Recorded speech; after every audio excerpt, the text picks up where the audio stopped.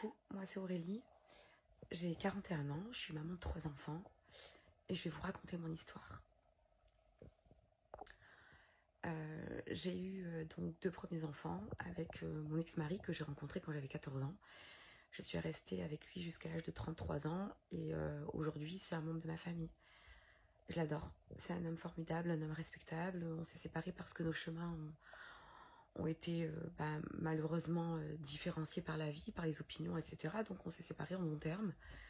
Petite anecdote, quand on s'est séparés, j'ai pris un petit déj devant le tribunal avec lui avant d'acter le mode de garde pour les enfants qui, jusqu'à aujourd'hui, en fait, on est à l'amiable.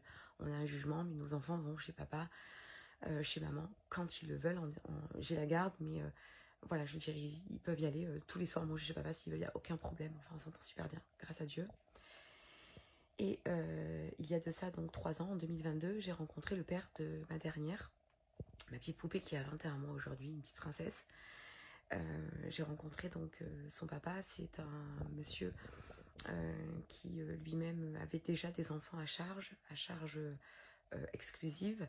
Et en fait, je suis tombée très très vite amoureuse de lui, de son charisme, de sa façon d'être, de son savoir-faire, son savoir-être, tout ça. Je suis tombée très vite amoureuse et tout de suite, peut-être par manque d'expérience, parce que j'ai pas eu d'expérience dans ma vie, hormis le père de mes enfants, j'ai cru en lui tout de suite, très vite. Je me suis laissée vraiment porter par l'avenir qui me promettait. Et donc, on a eu décision de faire un enfant, donc une première grossesse que j'ai voulu interrompre parce que, disons que notre situation de couple était compliquée car il existait déjà des tensions de son côté quant à l'acceptation de ma présence. Donc au vu de la situation compliquée, je voulais pas compliquer les choses davantage et donc j'ai mis terme à cette grossesse. Je tombe enceinte donc très vite, j'ai mis terme à cette grossesse et puis plus tard, il me demande un enfant et toujours pareil quoi, il me dit de lui faire confiance, que ça ira, que tout ira bien. Et donc j'ai espéré, j'ai cru que tout irait bien et je me suis laissée vraiment porter dans cette histoire. Et donc on décide tous les deux, ok, on fait un bébé. Donc je fais bébé, on fait bébé, et puis là, ça va pas, donc je mène ma grossesse jusqu'à mes 8 mois seule dans mon appartement que j'avais à l'époque. Et puis au bout du 8e mois de grossesse, voyant que on ne trouve pas de logement pour faire vivre toute cette famille, du coup, je me vois contrainte et forcée, pour pas faire un enfant toute seule, d'aller vivre chez lui, donc dans sa maison, une maison qui appartient à son ex-femme et à lui en minorité. Et donc je me vois contrainte d'aller vivre dans cette maison qui leur appartient, avec une histoire de famille. Donc ce qui me contrarie beaucoup parce que je vais devoir aller moi chez eux. Et donc c'est ce que je fais. Donc je vais chez eux et très vite, donc bon, j'accouche un mois après. La fin de grossesse est difficile. Je vis mal ma fin de grossesse. Je la vis très isolée. Très isolée. J'accouche de ma fille au mois de décembre. Très vite, ça va pas. La recomposition familiale est très difficile.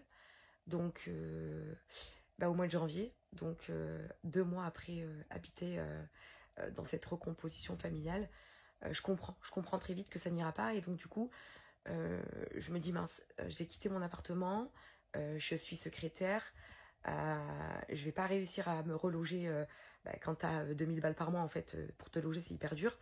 Donc très vite, je comprends qu'il faut que je me lance vers les assistantes sociales, les élus de ma ville. Enfin, très vite, dans ma tête, je réagis et je commence à faire les démarches. Donc auprès de l'assistante sociale de l'hôpital dans lequel je travaillais, et je les sollicite. Donc janvier, je sollicite, février, mars, avril. Avril, mon couple éclate. Première séparation, vraie séparation, quand le bébé avait 3 mois, 3-4 mois. Première vraie séparation. J'ai envie de mettre un terme définitif. J'ai plus du tout envie de continuer comme ça, mais je suis dans une précarité. C'est-à-dire que j'ai un nourrisson dans les bras, j'ai 2 enfants dont ils sont sous ma responsabilité, j'ai pas d'argent devant, je suis en arrêt maternité. Très vite, je comprends que ça va pas aller. Donc du coup, je fais tout pour partir, j'y arrive pas. Les seules propositions que j'ai, elles sont trop précaires, donc je ne peux pas. Et donc mon ex-conjoint à l'époque sollicite un coach en couple, etc., qui essaie de nous aider. Bon. Et en fait, dans ma précarité, je voulais pas, donc au départ je refusais, puis finalement j'ai fini par accepter, euh, pas par amour, mais parce que j'avais pas le choix. J'avais pas le choix, j'avais 3 enfants, un nourrisson, j'étais en arrêt, j'avais pas beaucoup de sous, je venais de quitter mon appartement, enfin tout était trop compliqué. Donc du coup, ben, je reste parce que pas le choix. Je reste, je crois en ses paroles en me disant bon peut-être que là quand même ça va aller, peut-être que là ça va aller. Puis au final ça va pas. Puis au final je m'aperçois que ça continue quoi, que les choses compliquées continuent. Et donc je continue mes démarches, moi, en aparté, bien sûr, sans en parler à qui que ce soit. Je continue mes démarches auprès des élus de ma ville. Je les supplie de pouvoir me reloger dans un logement social, de revenir vivre à Nice, parce qu'en plus de ça, j'ai quitté ma ville pour aller dans sa commune, qui est pas très loin, mais bon, qui est quand même à 20 km de Nice. Et donc en fait, je prends mes responsabilités, c'est-à-dire que je lâche pas. C'est-à-dire que même quand il me fait des promesses, qu'il me dit ça va aller, dans mon cœur, vu la situation, je savais que ça n'irait jamais. Et donc du coup, je continuais quand même mes démarches. Ça paye pas, ça paye pas, ça paye pas. Le temps passe, le temps passe. Et, euh, et voilà, jusqu'à ce moment où, au mois de décembre, donc j'ai reçu l'appel du commissariat que je vais vous mettre en vidéo et que j'ai fait une garde à vue au mois de janvier. Et tout de suite, c'est-à-dire que bah, là, en fait, tu réfléchis plus, quoi, ni à la précarité, ni à... Tu réfléchis plus. Donc mes grands ont été chez papa, le temps que je rebondisse. J'ai pris bébé sous mon bras et je suis allée vivre chez ma mère. J'ai été vivre chez ma maman le temps de récupérer de la force. J'ai été vivre chez ma mère le temps de continuer mes démarches. Donc je repars. Ma mère, à ce moment-là, habite dans l'arrière-pays, donc à 1h30 de Nice. Donc je me retrouve dans un état... j'ai pas les mots. Je vais chez maman, ça se passe bien, que Dieu la bénisse. Et là, je continue mes démarches, mais acharnement. Là, je suis à 1h30 de Nice, mes 2 grands, ils sont chez papa, ils sont à l'école à Nice, j'ai un bébé. Enfin, là, je commence vraiment à bouger.